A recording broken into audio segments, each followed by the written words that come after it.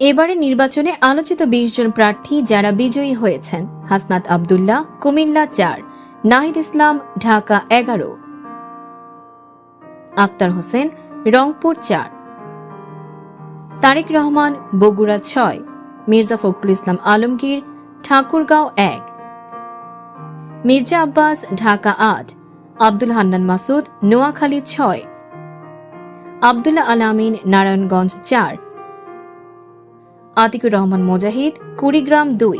আমির খসরু মাহমুদ চৌধুরী, চট্টগ্রাম ১১; গয়েশ্বর চন্দ্র রায়, ঢাকা ৩; সালাউদ্দিন আহমেদ, কক্সবাজার ১; ডা AJM Zahid Hossain, Dinajpur ৬; Shahiduddin Chowdhury Annie, Lakshmipur ৩; Lutfuzzaman Babur, Netrokona ৪; Tahsina রুশদীর লোনা, সিলেট ২;